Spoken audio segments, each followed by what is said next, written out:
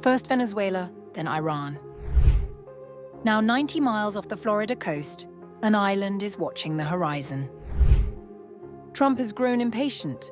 Sanctions haven't broken Havana. Blackouts haven't bent it. And in the White House, the president is asking his advisors a simple question. Why hasn't Cuba fallen yet? The aircraft carrier is on its way back. Cuba is next.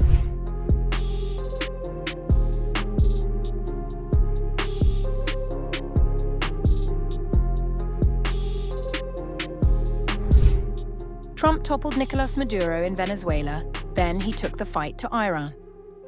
Now, 90 miles off the Florida coast, Cuba is watching and waiting. NBC News White House correspondent Catherine Doyle reported on May 11th that Trump has grown increasingly frustrated that the Cuban government has not collapsed under US pressure and is now weighing military action to finish the job. President Donald Trump has grown increasingly frustrated with the Cuban government's ability to maintain power despite months of sustained US pressure, and has been pressing his advisors about why his administration's efforts to tip the regime into collapse have not yet succeeded. The pressure campaign has been building for months. Washington restricted oil shipments, piled on fresh sanctions, and watched as Cuba descended into fuel shortages and power blackouts. None of it broke Havana. Secretary of State Marco Rubio, the son of Cuban immigrants, has been among the most vocal on what comes next.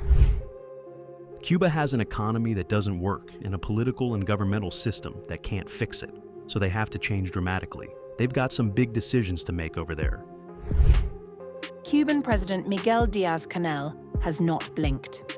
In an interview with NBC News in April, he made clear he understood exactly what Washington had in mind, pointing to the US removal of Venezuela's Maduro 4 months earlier. If that happens, there will be fighting and there will be a struggle, and we'll defend ourselves. And if we need to die, we'll die, because as our national anthem says, dying for the homeland is to live. The standoff is not simply about communism or sanctions.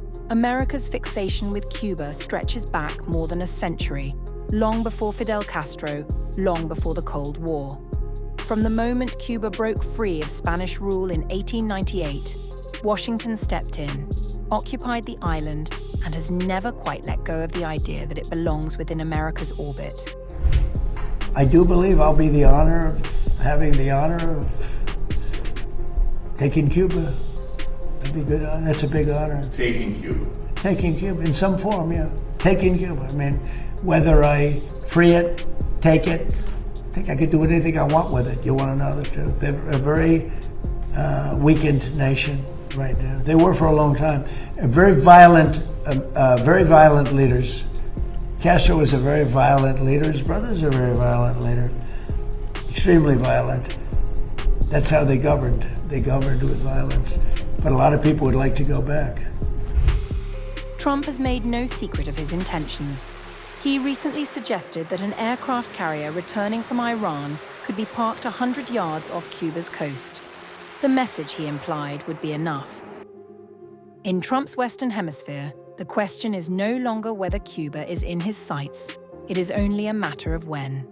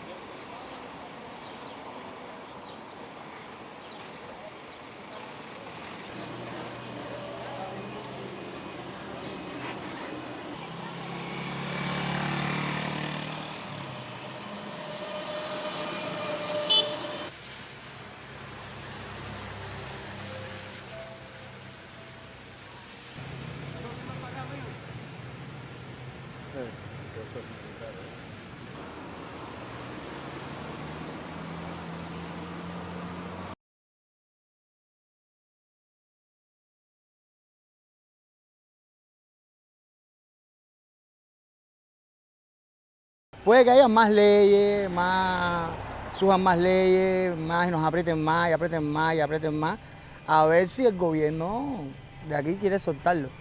a las buenas. Pero es que una guerra no puede haber, ¿cómo? Nosotros no tenemos frontera con nadie para un escape, para el que no quiera luchar, para el que quiera irse. Todo el mundo no quiere pelear. Y el que quiere irse, que no quiere pelear.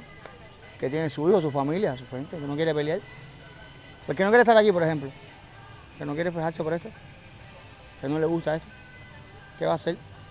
No creo que sea normal una guerra. No creo que haya.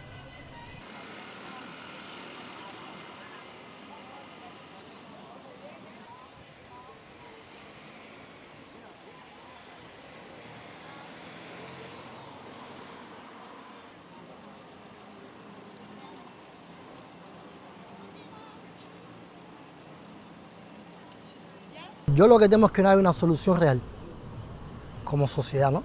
Que no haya una solución real, que no haya un cambio real. Eso es lo que realmente uno teme, que seamos en la misma agonía, de no poder llevar un plato de comida a la mesa, de no poder darle una buena educación. Ahora mismo los niños no están yendo a la escuela y los que están yendo a la escuela no aprenden literalmente y se puede decir que eso afecta, que eso es parte de la política de los Estados Unidos hacia Cuba, pues se puede decir cualquier realidad, pero la realidad que realmente impera es que se afecta también los niños que son el futuro.